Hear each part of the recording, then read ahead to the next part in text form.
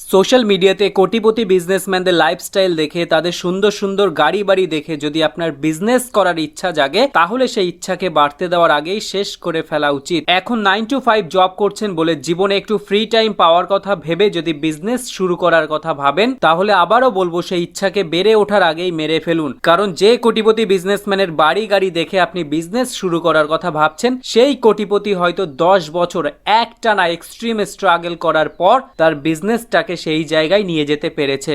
আপনার মধ্যে কি সেই দুঃখ কষ্ট বাধাগুলিকে অতিক্রম করার জন্য যে মানসিক শক্তি দরকার, যে বিশাল ধৈর্য থাকা দরকার, সেটা আদৌ আছে? নাকি আপনার একটা ঠিকঠাক কমফোর্টেবল লাইফ পছন্দ? যে লোকটা কোনো কোম্পানিতে জব করে সে অন্তত সপ্তাহে একটা দুটো দিন হলেও পুরো দিনটা ছুটি কাটাতে পারে, কিন্তু সেই কোম্পানির মালিকের মাথায় 24/7 চিন্তা ঘুরতে থাকে। আর যদি আপনি জব করেন হয়তো আপনাকে দিনে 8 থেকে 10 ঘন্টা কাজ করতে হতে পারে, কিন্তু নিজের বিজনেস শুরু করলে আপনাকে 14 থেকে 16 ঘন্টা টানা কাজ করতে হবে। হ্যাঁ, এবার বিজনেসটা একটা ভালো পজিশনে পৌঁছে গেলে তখন আপনি নিজে একটা টিম হায়ার করে নিজের মাথার উপর থেকে কিছুটা কম চাপ কমাতে পারবেন। কিন্তু শুরুর বছরগুলোতে নিজে জান প্রাণ বেরিয়ে যাওয়ার মতো পরিশ্রম করতে রাজি থাকলে তবেই আপনি বিজনেসের কথা ভাবুন। স্মার্ট আইডিয়া নাম্বার 1, আপনি যদি এখনই একটা কমফোর্টেবল লাইফ চান তাহলে বিজনেস শুরু না করাই ভালো। এবার এই অমানসিক পরিশ্রম কারোর পক্ষে তখনই করা সম্ভব যখন তার সেই কাজে মনোযোগ বসে। অনেক লোক আছে যারা ইন্টারনেটে বসে বিজনেস আইডিয়া সার্চ করে বেড়ায়। তারা এটা বোঝে না যে আইডিয়াটা বড় ব্যাপার না,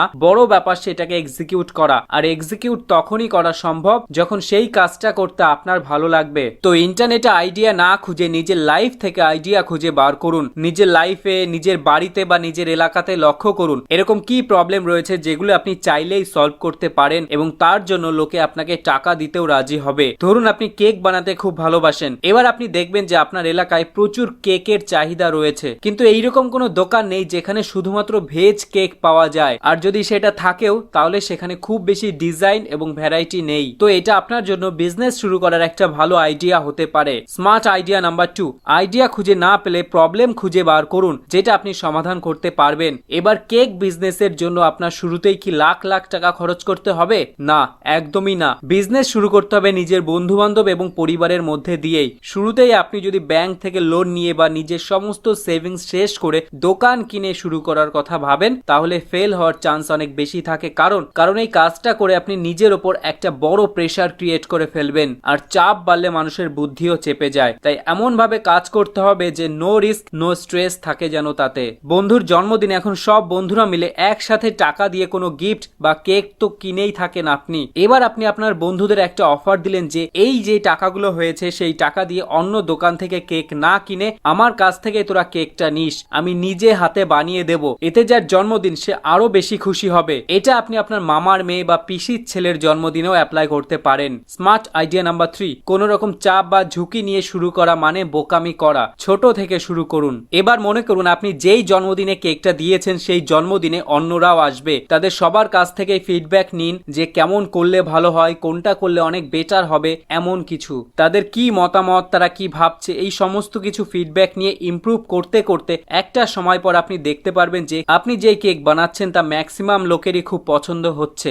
তারপরে আসুন অনলাইনে অর্ডার কালেক্ট করার স্টেজে। হোম ডেলিভারি দেওয়া শুরু করুন। ফেসবুক যার জন্য একটা এক্সিলেন্ট অপশন। ফেসবুক তো রয়েছেই, সাথে আপনার ফ্রেন্ড লিস্টেও 1000-এর ওপর বেশি ফ্রেন্ড আছে যাদের বার্থডে কবে সেটাও ফেসবুকের মাধ্যমে আপনি দেখতে পারবেন। এবার আপনার ফ্রেন্ড লিস্টে যাদের সামনে বার্থডে আছে তাদেরকে আপনি কন্ট্যাক্ট করতে পারেন তাদের জন্মদিনের কেকের জন্য।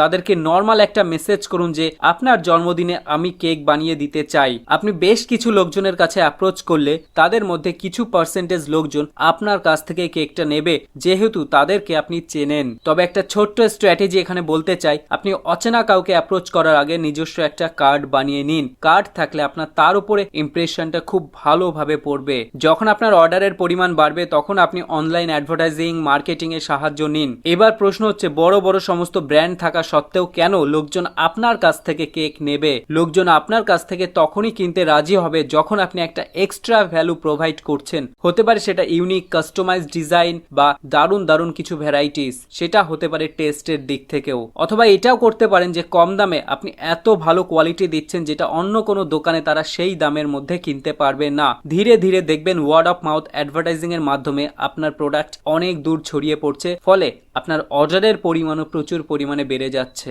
স্মার্ট আইডিয়া নাম্বার 5, খুঁজে বার করুন যে আপনি কিভাবে কম্পিটিটরদের থেকে বেটার ভ্যালু প্রোভাইড করতে পারবেন। এবার আস্তে আস্তে যখন অর্ডার বাড়া শুরু করবে তখন আপনার পক্ষে সমস্ত দিক সামলে ওঠা সম্ভব হবে না। আর যেহেতু বিশাল কিছু ইনকাম হবে না, তাই হয়তো আপনি কাউকে হায়ারও করতে পারবেন না। সেই ক্ষেত্রে আপনার পার্টনার জোগাড় করতে হবে, অর্থাৎ যা ইনকাম হবে তার কিছু পার্সেন্টেজ তার সাথে আপনি শেয়ার করে নেবেন। এবার এই পার্টনার জোগাড় করার সময় সবচেয়ে বড় ভুল যেটা করে সবাই, সেটা হলো তারা আপনার কাছ থেকে যেই কাজটা শিখবে সেই কাজ শেখার পরে যখন অর্ডার বেশি আসবে তখন সে নিজে ভাববে যে আমি নতুন করে একটা দোকান দিতে পারি, যেই সমস্ত স্ট্র্যাটেজি এখানে ইউজ করা হচ্ছে সেগুলো নিজের বিজনেসে কাজে লাগিয়ে আমিও এর মতো হতে পারবো। কিন্তু সেই ক্ষেত্রে আপনাকে এটা করতে হবে, একটা কন্ট্রাক্ট বানিয়ে নিতে হবে যে এত বছর আমরা একসাথে কাজ করব, এর এগেইনস্টে গিয়ে কোনো দোকান নিজস্ব খোলা যাবে না। আপনি এটা করলে আপনার ব্র্যান্ড কোলাপস হওয়ার থেকে বা পুরো ধসে যাওয়ার থেকে অনেকটা রক্ষা পেতে পারেন।